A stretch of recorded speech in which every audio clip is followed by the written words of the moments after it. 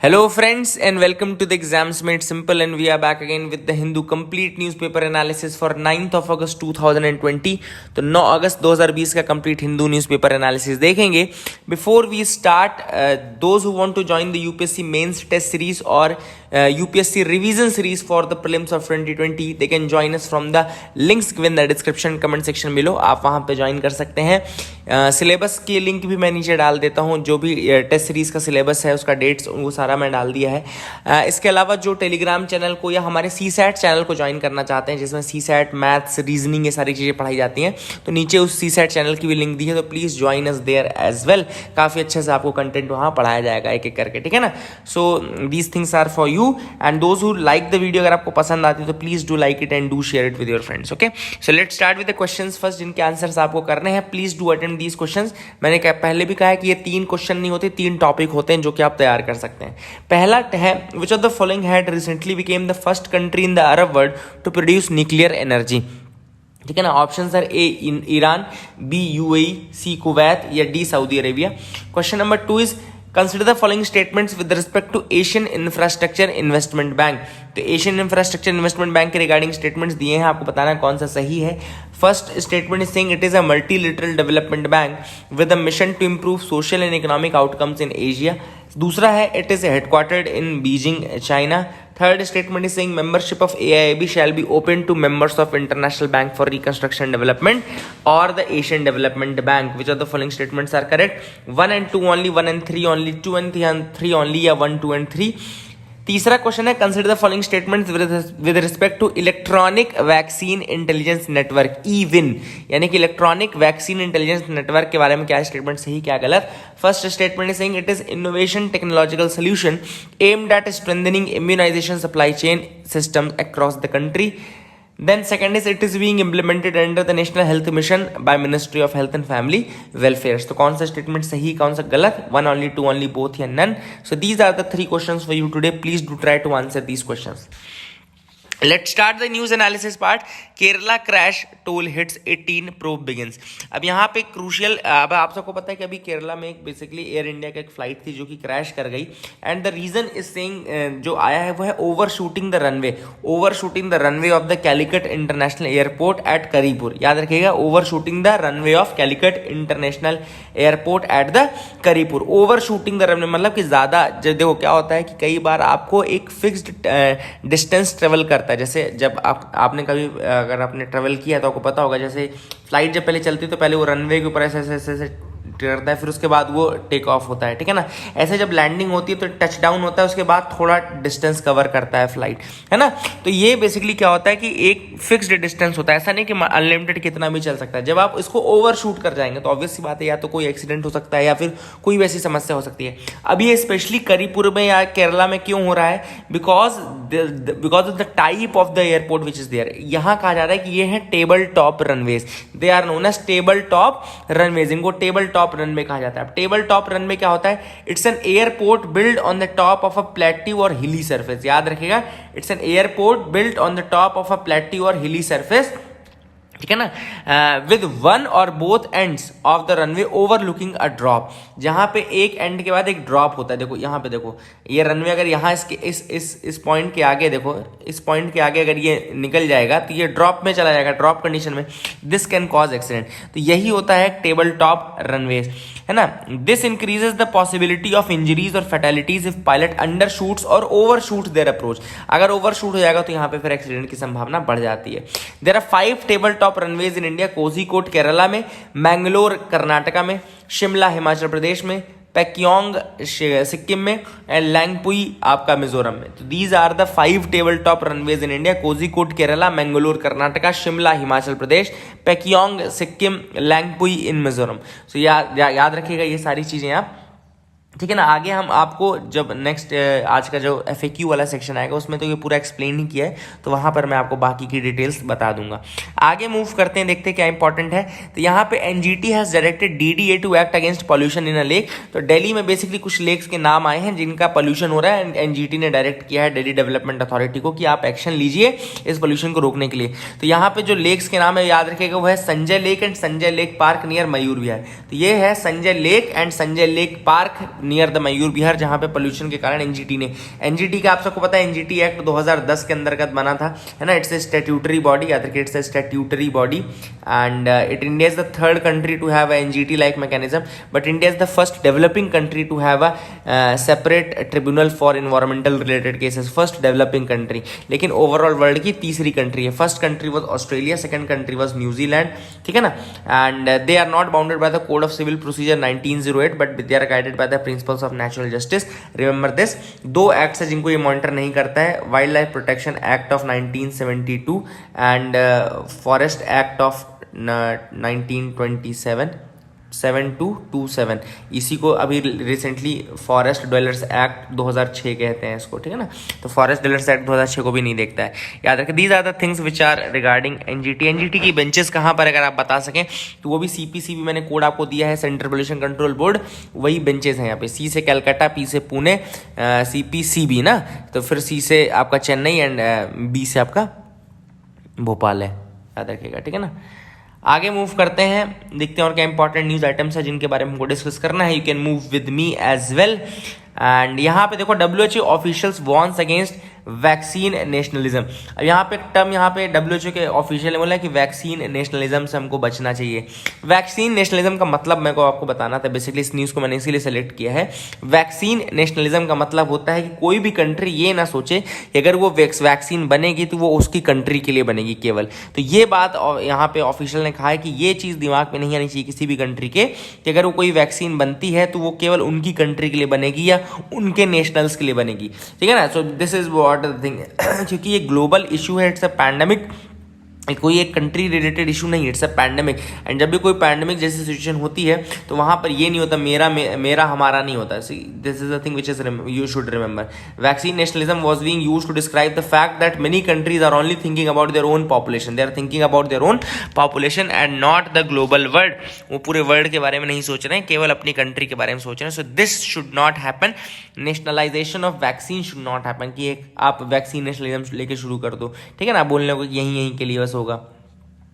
GC Murmu takes charge as the new CAG, नए CAG की तरह चार्ज लिया गया है जीसी मुर्मू द्वारा, एंड गिरीश चंद्र मुर्मू इनका नाम है। इसके अलावा जो आपके मनोज सिन्हा, मैंने बताया था कि Manoj Sinha will be taking the charge of the lieutenant governor in the Kashmir region, okay, Jammu and Kashmir वहाँ बनाया जाएगा, ठीक है ना। ही वॉज द जो जीसी मुर्मू है, he was the first LG of the Jammu and Kashmir. ये भी आप आ सकते हैं, यूटी जब बनी तो उसके बाद GC Murmu is the first LG there, ठीक है ना। आगे मूव करते हैं, देखते हैं और क्या इंपॉर्टेंट न्यूज़ आइटम्स है जिनके बारे में डिस्कस हमको करना है। एंड यहाँ पे तो कोई न्यूज़ ऐसी नहीं है। टाइमली अप्रूवल रिकास्ट, ये भी इंपॉर्टेंट नहीं है। लाइफ इंश्योरेंस इंपॉर्टेंट नहीं है। इकोनॉमी में need stimulus on demand side, ये देख लेते हैं। As India's economic growth begin to pick up, the country is going to need perhaps a little bit of stimulus on the demand side. तो अब इन्होंने कहा बेसिकली डिमांड साइड में एक स्टिमुलस देने की जरूरत है, मतलब कि डिमांड को बढ़ाने की कोशिश करनी चाहिए, ठीक है ना। डिमांड को बढ़ाने की कोशिश आप कैसे कर सकते हैं? सिंपल सी बात है, डिमांड को बढ़ाने की कोशिश आप ऐसे कर सकते हैं कि अगर आप लोगों के हाथ में पैसा भेजो, अगर आप लोगों के हाथ में पैसा बढ़ा दो, अगर आप लोगों के हाथ में पैसा बढ़ा दो तो डिमांड विल इंक्रीज ऑटोमेटिकली। लोगों के हाथ में पैसा कैसे बढ़ेगा? अब लोगों के हाथ में पैसा ऐसे बढ़ेगा कि अगर RBI अपने इंटरेस्ट रेट को एकोमोडेटिव ही रखे, मतलब कि इंटरेस्ट रेट को डिक्रीज करे या कम ही रखे, तो बाकी के बैंक्स भी अपने इंटरेस्ट रेट को डिक्रीज कर देंगे। They will also decrease their interest rate, seeing the RBI decrease the interest rate. So what will happen is that if the banks will reduce the interest rate, then more and more people can take loans, more and more people can take loan, and this loan will give them more money, and that more money can be used for consumption, and जब वो consume करेंगे तो automatically demand बढ़ेगी, okay. And अगर economy को अच्छा करना है तो यही अरविंद पानगरिया का भी यही कहना है कि आपको डिमांड को स्पर करना पड़ेगा। इन डिमांड को स्पर करने के लिए यही चीज़ें होती हैं, बेसिकली आपको उनके हाथ में पैसा बढ़ाना पड़ेगा। You have to increase the money in their own hand, okay. जो उनके हाथ में पैसा उसको बढ़ाओ, उसको बढ़ाने के तरीका मैंने आपको बता दिया। इंटरेस्ट रेट घटाओगे तो ऑटोमेटिकली लोन लेना शुरू कर देंगे, लोन लेंगे तो ऐसा होगा, या फिर सैलरी इंक्रीज, वेज राइज, जो ये सारी चीज़ें होती हैं, ये सारी तरीक़ों से आप उनकी बढ़ा सकते हैं। नाउ साइंस पेज में आते हैं तो sun's coronal magnetic field measure, sun की कोरोनल मैग्नेटिक फील्ड मेजर की गई है। अब यहाँ पे मैं आपको बताता हूँ कोरोना के दो इश्यूज हैं जो कि बेसिकली जो साइंटिस्टों का दिमाग खराब करके रखते हैं। पहला है coronal heating problem. Coronal heating के बारे में लोगों को समझ में नहीं आ रहा है। अब देखो कोरोनल हीटिंग क्या है, ये अच्छे से समझना ये कंसेप्ट कि सन का जो कोर है, the core of the sun is at a temperature of nearly 15 million degrees. Sun का जो कोर है वो लगभग 15 मिलियन डिग्रीज के टेम्परेचर पे रहता है। बट द आउटर लेयर, जिसको हम फोटोस्फीयर कहते हैं, द आउटर लेयर और the photosphere that is at merely 5700 degree centigrade. तो जो सन का फोटोस्फीयर वो केवल 5700 डिग्री सेंटीग्रेड पे है और जो कोर है वो 15 मिलियन डिग्री सेंटीग्रेड पे है। तो अब देखो, तो अब सबसे आउटर जो रिंग है वो कोरोना है, तो कोरोनल रिंग फिर जो है वो 1 मिलियन टेम्परेचर पे कैसे है? This is the first problem that is there, जो कि कई लोग इसको उठाते भी है इस मुद्दे को कि कोरोना, जब सन का जो कोर है वो 15 मिलियन पे, ठीक है, बीच में फोटोस्फीयर है, आउटर लेयर जो है वो केवल 5700 डिग्री सेंटीग्रेड पे है, एंड जो आउटर मोस्ट कोरोनल है सर्कुलर रिंग जो है वो 1 million temperature, that is at the temperature of 1 million degrees. So this is the first problem, जो कि ये नहीं समझ रहा कि what causes the atmosphere of the sun और corona, what causes the atmosphere of the sun, that is corona, to heat up again.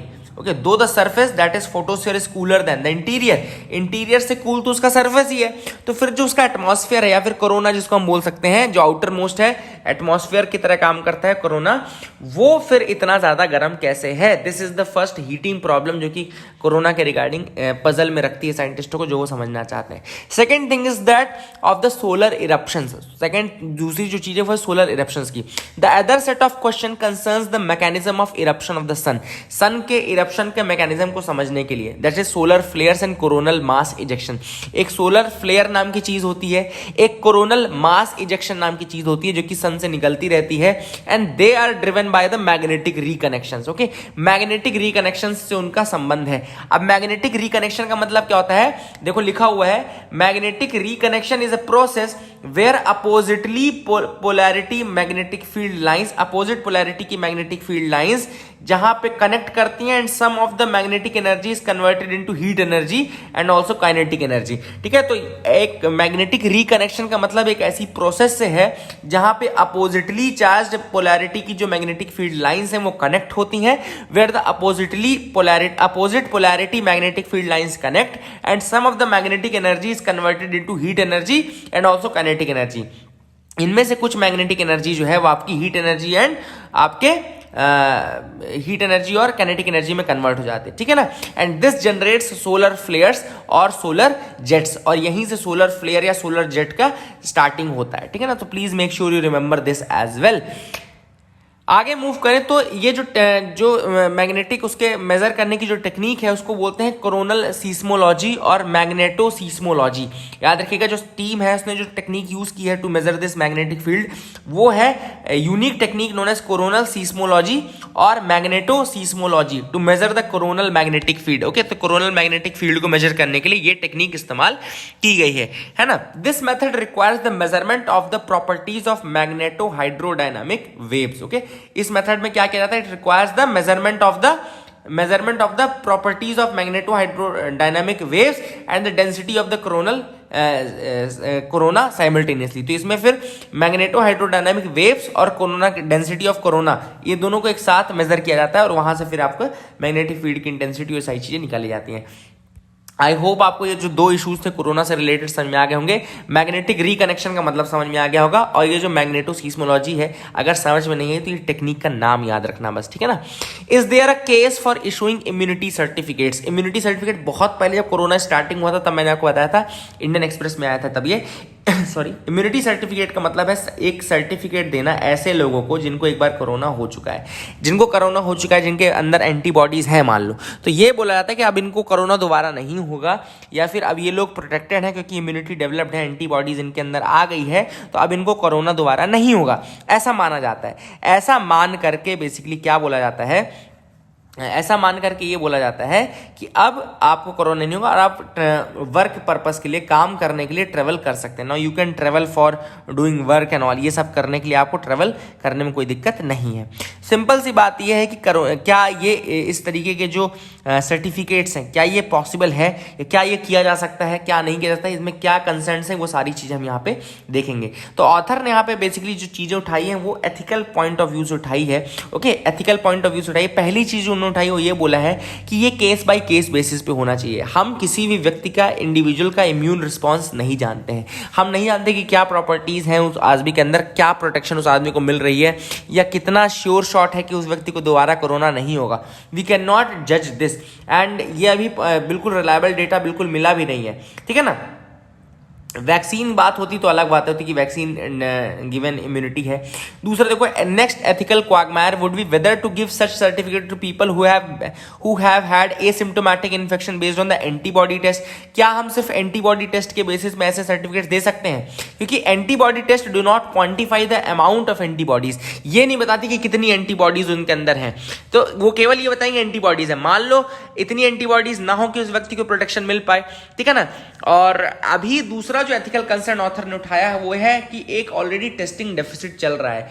World में एक टेस्टिंग डेफिसिट ऑलरेडी चल रहा है जहां पे प्रॉपर लोगों को टेस्ट नहीं हो पा रहे हैं, और ऐसे में अगर हम नॉर्मल टेस्ट करते रहे लोगों को इसी तरीके से गेसिंग के पर्पस पे, तो क्या होगा कि जो रिच हैं वो तो टेस्ट करवा लेंगे, लेकिन जो पुअर हैं they will be left out of that testing. Okay, already जो ये प्रॉब्लम भी हो सकती है, ठीक है ना, कि बार बार टेस्ट तो नहीं हो सकता। अब आपने ठीक है बोला कि आप ठीक है करो, इनको काम करने के लिए बोल दिया, एंटीबॉडी टेस्ट इनके कर लिए। ऐसे लोगों की जबरदस्ती एंटीबॉडी टेस्ट करने से कोई मतलब नहीं है ना दोबारा उनको काम में भेजने के लिए, क्योंकि ऑलरेडी टेस्टिंग का डेफिसिट चल रहा है, तो दूसरों को, गरीबों का भी तो टेस्ट होने दो।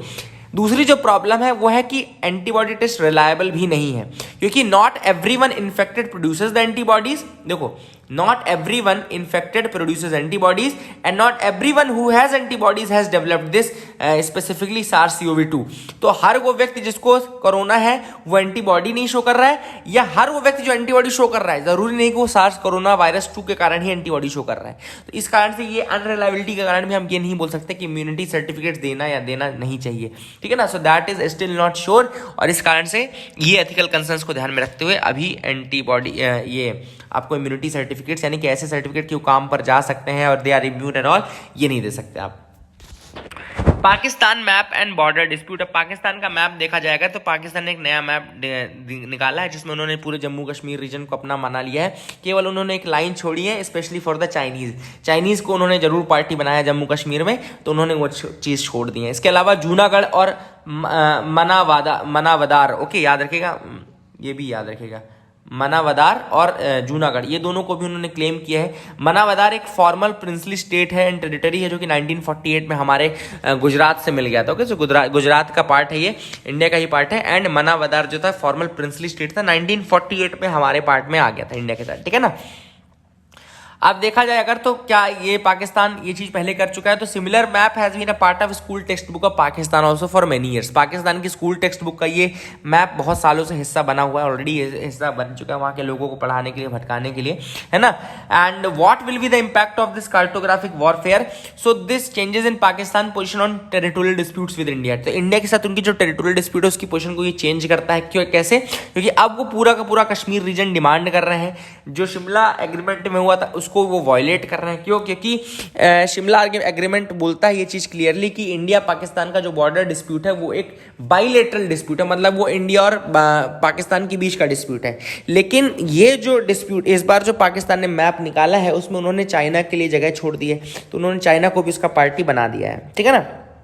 देन जूनागढ़ और मनावदार को जो उन्होंने इंक्लूड किया है, that has opened up new fundamental issues of territorial sovereignty of India.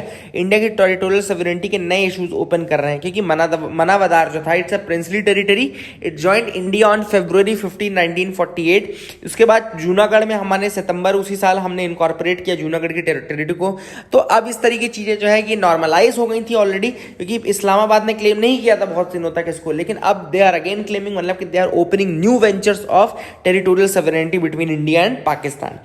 What does Pakistan plan to gain by this exercise? अब देखो सर क्रीक में भी उन्होंने किया है. सर क्रीक जो है it's a collection of water bodies that extend from the Arabian sea deep inside the territory of Kutch and is rich in biodiversity and mangrove forest. Sir Creek वाला जो region है it's a collection of water bodies और ये Arabian sea deep से यहाँ से extend होता है territory of Rann of Kutch के पास से and it's rich in biodiversity and mangrove forest. India की position on Sir Creek is based on the Kutch arbitration case of 1966-1969. तो याद रखिएगा कच्छ आर्बिट्रेशन केस था 1966 से 1969 का, उसके बेसिस पे ही इंडिया जो है सर क्रीक को अपना बोलता है. ठीक है ना. क्या हुआ था इसमें हुआ यह था कि India's position regarding sir Creek is based on the fact that arbitration ने ग्रांट किया था 1966 से 1969 के बीच में. बेसिकली आर्बिट्रेशन कंडक्ट हुआ था जेनीवा में. उसके according entire Rann and its marshy areas has been given to India. पूरा रन और entire marshy areas have been given to India while leaving the solid land across the Rann to Pakistan. जो solid land था across the Rann that was given to Pakistan. तो अब पाकिस्तान जो है वो पूरा ये वाला रीजन भी क्लेम कर रहा है. Now they are violating the spirit of that arbitration as well. They are violating the spirit of arbitration as well. Okay, तो ये भी चीज है. Are there any claims on the western border? क्या पाकिस्तान ने अपने वेस्टर्न बॉर्डर यानी कि अफगानिस्तान के बॉर्डर में भी क्लेम किया है? तो नहीं, उन्होंने ऐसा वहां पे तो क्लेम नहीं किया है. They have not claimed because they have accepted the Durand line. जो डूरंड लाइन है बॉर्डर बिटवीन पाकिस्तान अफगानिस्तान, तो उसको उन्होंने एक्सेप्ट किया है कहीं ना कहीं. ठीक है ना. और will this map trigger a diplomatic battle? तो यस, डिप्लोमेटिक बैटल तो स्टार्ट हो ही जाएगा क्योंकि सॉवरेंटी का इशू है. एक कंट्री के सॉवरेंटी का इशू रहता है. आप किसी दूसरी कंट्री की टेरिटरीज को अपना नहीं बोल सकते हो. So that is the major issue that will happen because of this dispute and all. Okay, तो इसको आप याद रखिएगा.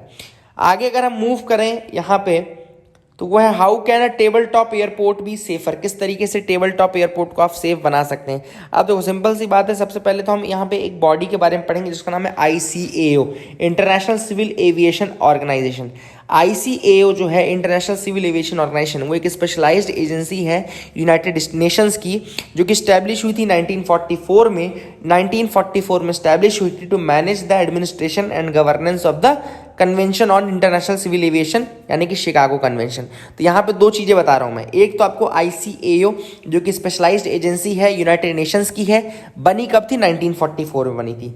और क्यों बनी थी? ताकि जो कन्वेंशन हुआ था इंटरनेशनल सिविल एविएशन का, जिसको हम शिकागो कन्वेंशन बोलते हैं, याद रखिएगा, the convention on international civil aviation is known as the Chicago convention. तो वो शिकागो कन्वेंशन की चीज़ों को एडमिनिस्टर करने के लिए, उसके गवर्नेंस के लिए इस बॉडी को बनाया गया. Now this ICAO, it laid the foundation for the standards and procedures for peaceful global air navigation with 193 member states and industrial groups. तो ये basically क्या करता है? It lays the foundation for standards and procedures for peaceful global air navigation. Peaceful global air navigation के regarding ये standards बनाता है. ठीक है ना. याद standards and procedures बनाता है. ठीक है ना. Standards and recommended practices basically जिसको बोलते हैं SARP बोलते हैं. तो वो ICAO का ही काम है.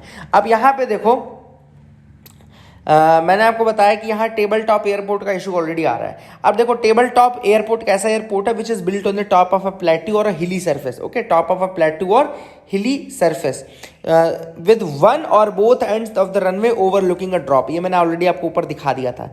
The airport in the country which would count as a table top are Lengpui Mizoram, Shimla and Kullu Himachal Pradesh, Pakyong Sikkim, Mangaluru Karnataka, Kozhikode and Kannur both in Kerala. ठीक है ना. तो ये आपके एयरपोर्ट्स हैं जो कि टेबल टॉप एयरपोर्ट के अंतर्गत आएंगे. अब सिंपल सी बात है, ICAO के ऊपर ऐसा कोई टर्म नहीं है. अगर आप देखें ICAO की टर्मिनोलॉजी तो उसमें कोई टेबल टॉप एयरपोर्ट या टेबल टॉप रनवे जैसा कोई टर्म ऐसा नहीं है या डिफरेंट हो. लेकिन इंडिया के स्टैट्यूटरी एविएशन बॉडी जो है, इंडिया की जो स्टैट्यूटरी एविएशन बॉडी है, directorate general of civil aviation, it refers to these airports in a manner by the way of highlighting safety measures during operations of these runway. तो DCGA जो है, director general of civil aviation, जो कि India की statutory body है, वो जरूर बोलता है कि जो टेबल टॉप रनवेज हैं उनके लिए थोड़ा स्पेशल प्रोविजन आपको रखना चाहिए. ठीक है ना. सो that is the thing which you should remember. अब अगर हम बात करें, देखो यहाँ पे Kozhikode has two runways, 2700 metre in length and it was 2860 earlier, लेकिन इसको शॉर्ट किया गया था to accommodate a feature, safety feature called RESA. मैं आपको थोड़ा ये सेफ्टी फीचर बताना चाहता था, इसलिए मैं बता रहा हूँ। रेसा नाम का एक सेफ्टी फीचर होता है जिसको रनवे एंड सेफ्टी एरिया बोलते हैं। रनवे एंड सेफ्टी है, तो रनवे जब खत्म होने लगता है तो उसमें 240-250 मीटर का एक एरिया रहता है, रनवे एंड सेफ्टी एरिया बोलते हैं इसको। तो यहाँ पे बेसिकली ये एक तरीके से जो पायलट है उसके लिए एक वार्निंग साइन होता है कि अब ये रनवे एंड सेफ्टी एरिया है, यहाँ पर आपको जो भी करना है ये लिमिट करना है आपको, जो टेक ऑफ है या फिर आपको ओवररन्स को लिमिट करने के लिए बनाया जाता है, ठीक है ना। ICAO ने कहा है कि रेसा जो होना चाहिए मिनिमम 90 मीटर्स का तो होना ही चाहिए एंड 240 का रिकमेंडेटरी रहता है, 240 मीटर्स का रिकमेंडेटरी रहता है, ठीक है ना। रेसा रनवे एंड सेफ्टी एरिया, ठीक है ना। एक नया सेफ्टी मेजर आया है जो कि बहुत कंट्रीज में काम कर रहा है, वो है EMAS। उसके बारे में बता देता हूँ। EMAS एक सेफ्टी मेजर है। EMAS क्या होता है? ये होता है it has been in engineered material arrester और arresting system. Engineered material arrester system या इंजीनियर्ड मटेरियल अरेस्टिंग सिस्टम, ये EMAS का फुल फॉर्म है, जो कि बहुत सारी कंट्रीज में जैसे कि एयरपोर्ट जो यूएस के हैं ये इन सब जगह यूज़ होता है। अब ये क्या करता है? Used at all the runway ends, runway जब एंड होने लगता है तो वहीं पे यूज होता है EMAS, engineered material accelerator arrester, engineered material arrester या अरेस्टिंग सिस्टम, ठीक है ना। ये क्या करता है? बेसिकली ये ओवररन को रोकने का काम करता है, ओवररन को रोकने का काम करता है। It acts as a safety barrier to successfully stop an aircraft overrun, aircraft overrun को स्टॉप करता है। इट्स रिटार्डिंग इफेक्ट, उसके रिटार्डिंग इफेक्ट को बेसिकली इफेक्ट इंक्रीजेस, उसके रिटार्डिंग इफेक्ट को इंक्रीज कर देता है ताकि वो स्टॉप हो जाए, ठीक है ना। ज्यादा अगर आप मूव करने लगोगे रनवे एज की तरफ तो उसको स्टॉप कर देता है। तो EMAS सिस्टम बहुत इंपॉर्टेंट सिस्टम है ना। और अगर आप केवल 75 मीटर का EMAS लगा देते हो ना तो वो लगभग 240 मीटर के रेसा के बराबर काम करता है, ठीक है ना। तो ये बहुत इंपॉर्टेंट एक सिस्टम है जो कि यूज हो सकता है, which can be use here, ठीक है। अब this was this why Confucius institute under this scanner. तो अब हुआ क्या है? बेसिकली एक कन्फ्यूशियस इंस्टीट्यूट प्रोग्राम चलता है, बीजिंग का सॉफ्ट पावर का प्रोग्राम है। बेसिकली क्या करते हैं? कन्फ्यूशियस इंस्टीट्यूट्स रहते हैं, वो इंडिया के जो इंस्टीट्यूट्स रहते हैं उनके साथ पार्टनरशिप में आ जाते हैं और वो इंडिया में थोड़ा प्रोपोगेट करते हैं कन्फ्यूशनिज्म को, इन सब चीज़ों को, ठीक है ना। Starting with the CI in Seoul in 2004, 2004 Seoul से स्टार्ट हुआ था कन्फ्यूशियस इंस्टीट्यूट, 2004 में स्टार्ट हुआ था सियोल से। India and China's national office for teaching Chinese as a foreign language, China का नेशनल ऑफिस, याद रखिएगा इंपॉर्टेंट है, चाइना का national office for teaching Chinese as a foreign language, NOCFL, national office for teaching Chinese as a foreign language, जिसको Hanban भी बोलते हैं, हनबन भी बोलता है, ठीक है ना। याद रखिएगा it is known as Hanban also. तो उसने स्टैब्लिश किए थे लगभग 550 CIs and 1172 Confucius classrooms housed in foreign institutions in 162 countries. तो 162 कंट्रीज में इनको स्टैब्लिश किया गया था। The Hanban is under the ministry of education as the Hanban explains on its website following the experience of British council, Alliance Française and German, मतलब जैसे Germany का गोएथ institute है, तो चाइना ने उसी बेसिस में अपना ये प्रोग्राम स्टार्ट किया था, चाइनीज लैंग्वेज को प्रमोट करने के लिए, कल्चर को प्रमोट करने के लिए एंड कन्फ्यूशियस की टीचिंग्स को प्रमोट करने के लिए, ठीक है ना। एंड अभी basically ministry of external affairs ने बोला था कि इंडिया में जो कन्फ्यूशियस इंस्टीट्यूट्स हैं जो पार्टनरशिप में हैं उनकी एक चेकिंग की जाएगी। ये 2009 का ऑर्डर है, उसी के बेसिस पे इंडिया जो है अब दोबारा से इसको रिव्यू करने वाला है, ठीक है ना। अब इंडिया में अगर CI इंस्टीट्यूट देखा तो यूनिवर्सिटी ऑफ मुंबई में है, यूनिवर्सिटी ऑफ मुंबई में, वेल्लूर इंस्टीट्यूट ऑफ टेक्नोलॉजी में एंड लवली प्रोफेशनल यूनिवर्सिटी में। और 3 जो चाइनीज़ करिकुलम स्कूल्स हैं वो school of Chinese language Kolkata, then आपका भारतियार यूनिवर्सिटी, ओके, एंड इसके अलावा KR मंगलम यूनिवर्सिटी, यहाँ पे चाइनीज़ करिकुलम स्कूल्स भी हैं, ठीक है ना। एंड ये याद रखना है आपको, basically closure of some of the CIs have been reported in United States, Denmark, Netherlands, Belgium, France and Sweden. तो कुछ CIs को क्लोज भी किया गया है, ठीक है ना। याद रखना कि CIs को क्लोज भी किया गया है इन United States, Denmark, Netherlands, Belgium, France and Sweden में, ठीक है ना। अगस्त 6 को मिनिस्ट्री ऑफ एक्सटर्नल अफेयर्स ने कहा government was following a 2009 order requiring Indian institutions entering into such agreement, and ऐसे इंस्टीट्यूशंस को चेक किया जाएगा और ये देखा जाएगा कि क्या हो रहा है क्या नहीं हो रहा है, ठीक है ना। एंड चाइना ने कहा है कि आप इस इशू को पॉलिटिसाइज मत करो, ये तो चाइनीज इंस्टीट्यूट्स 10 साल से ज़्यादा से चल रहे हैं, so why are you politicising the normal cooperation as well, you should not politicise the normal cooperation as well, ठीक है ना, बट करना चाहिए, क्यों नहीं करना चाहिए। एजुकेशन पॉलिसीज हमने मैंड्रिन हटाई दी है, तो अब इनके सीआई इंस्टीट्यूट्स कोई मतलब नहीं है, उसको भी हटा देना चाहिए। So this is it which we need to do. So ये यहाँ पे हमने डिस्कस कर लिया। आगे अगर मूव करें तो यहाँ पे चैम्पियंस लीग में रियल मैड्रिड हार गया मैनचेस्टर सिटी से, so it's a very good thing, real Madrid हार गया। And Barcelona reached into the quarter finals, so that was another great thing, great match by against Napoli, and you must have watch that, अगर आपने देखा हो तो great. लेकिन अब दिक्कत ये कि जो बार्सिलोना है उसका मैच होगा बायर्न म्यूनिख से, एंड ये थोड़ा टफ मैच हो सकता है, सो लेट्स सी कि क्या होता है। But I wish कि Barcelona wins this Champions League and fulfills the dream of Lionel Messi. So इसी साथ न्यूज़ एनालिसिस तो आज खत्म होता है friends. I hope you like our video, please do like share and subscribe, keep loving us, keep sharing us, thank you and have a nice day.